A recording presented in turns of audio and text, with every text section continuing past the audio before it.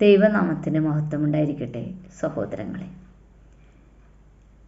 യോഹന്നാൻ 16:2 യേശു ഒരു കാര്യം പറഞ്ഞിട്ടുണ്ട്. കേൾക്കൂ.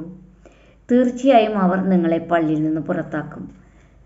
നിങ്ങളെ കൊല്ലുന്നവനെല്ലാം ദൈവത്തിനു വേണ്ടി നല്ല പ്രവൃത്തി ചെയ്യുന്നു എന്ന് വിചാരിക്കുന്ന നാഴിക വരുന്നു. അവർ പിതാവിനെയോ എന്നെയോ അറിയാത്തതുകൊണ്ട് ഇങ്ങനെ ചെയ്യും. അത് സംഭവിക്കുന്ന നാഴിക വരുമ്പോൾ ഞാൻ അത് നിങ്ങളോട് പറഞ്ഞിട്ടുണ്ടെന്ന് നിങ്ങൾ ഓർക്കേണ്ടതിന് ഈ കാര്യങ്ങൾ നിങ്ങളോട് സംസാരിച്ചിരിക്കുന്നു. കഷ്ടതയെക്കുറിച്ചുള്ള ഒരു മുന്നറിയിപ്പാണ് യേശു നൽകിയത്. ഒരു ഭീകരതയെക്കുറിച്ചാണ് ഈ മുന്നറിയിപ്പ്. അത് ഒരത്ഭുതമാകാതിരിക്കാനാണ് യേശു ഇത് പറഞ്ഞത്. ക്രിസ്ത്യാനികൾക്കെതിരെയുള്ള പീഡനങ്ങൾ വർദ്ധിച്ചു വരുന്ന ഈ കാലഘട്ടത്തിൽ ദൈവത്തിൻ്റെ ജനതയെ കൊല്ലുന്നവൻ അവൻ വിശ്വസിക്കുന്ന ദൈവത്തിന് വഴിപാട് കഴിക്കുന്നതായി നാം കണ്ടുവരുന്നു. ഈ കാര്യമാണ് യേശു നമ്മോട് പറഞ്ഞിരുന്നത്, നമ്മെ വചനത്തിലൂടെ ഓർമ്മിപ്പിക്കുന്നത്.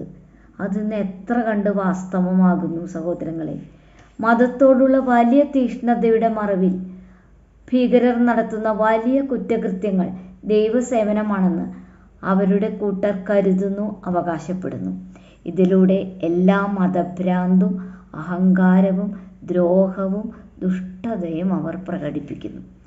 യേശു തൻ്റെ അർപ്പണബോധമുള്ള അനുയായികൾക്ക് നൽകിയ മുന്നറിയിപ്പിൻ്റെയും ഉൾക്കാഴ്ചയുടെയും ഒരു ചിത്രമാണിത്. യേശു തൻ്റെ ശിഷ്യന്മാരെ അവർ നേരിടാൻ പോകുന്ന വലിയ വെല്ലുവിളികൾക്കായി ഓർക്കുക മാത്രമല്ല, അവർക്കൊരു ലക്ഷ്യബോധം നൽകുകയും ചെയ്യുന്നു. ഇത് യേശുവിന് ശേഷം ഇന്ന് വരെ ഒരു യാഥാർത്ഥ്യമായി മാറിക്കൊണ്ടിരിക്കുന്നു.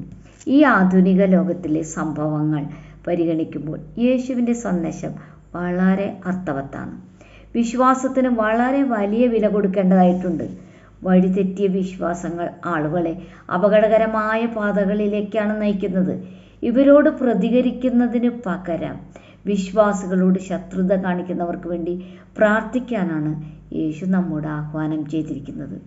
അല്ലാതെ കോപമോ വെറുപ്പോ കാണിക്കുകയല്ല വേണ്ടത്. യേശുവിൻ്റെ യഥാർത്ഥ ശിഷ്യന്മാർക്ക് ഒരു സമൃദ്ധിയുടെ പട്ടുമെത്തയല്ല കാത്തിരിക്കുന്നത്. ലൂക്ക 9:23 കേൾക്കൂ. പിന്നെ അവൻ എല്ലാവരോടും പറഞ്ഞത്, എന്നെ അനുഗമിക്കാൻ ഒരാൾ ആഗ്രഹിക്കുന്നുവെങ്കിൽ അവൻ സ്വന്തം ആഗ്രഹങ്ങൾ ത്യജിച്ച് ഓരോ ദിവസവും തൻ്റെ ക്രൂശ് എടുത്തുകൊണ്ട് എന്നെ അനുഗമിക്കട്ടെ. എന്തൊക്കെ കഷ്ടത ഭൂമിയിൽ നമുക്ക് ലഭിച്ചാലും പരിശുദ്ധാത്മാവിലുള്ള ഒരു സന്തോഷവും സമാധാനവും നമുക്ക് ഉണ്ടാകും. അത് ലോകം തരുന്നത് പോലെയല്ല. യോഹന്നാൻ 14:27 കേൾക്കൂ. സമാധാനം ഞാൻ നിങ്ങൾക്ക് തന്നിട്ട് പോകുന്നു, എൻ്റെ സമാധാനം ഞാൻ നിങ്ങൾക്ക് തരുന്നു. ലോകം തരുന്നത് പോലെയല്ല ഞാനിത് നിങ്ങൾക്ക് തരുന്നത്. നിങ്ങളുടെ ഹൃദയം കലങ്ങരുത്, ഭ്രമിക്കുകയും വരുത്. ഒരു വലിയ പ്രത്യാശ നമ്മിലുണ്ട്. നമ്മെ കാത്തിരിക്കുന്നത് ഒരു വാടാത്ത കിരീടമാണ്. വെളിപ്പാട് 2:10 മരണം വരെ വിശ്വസ്തനായിരുന്നാൽ ജീവകിരീടം തരുമെന്ന് നമ്മോട് പറയുന്നുണ്ട്.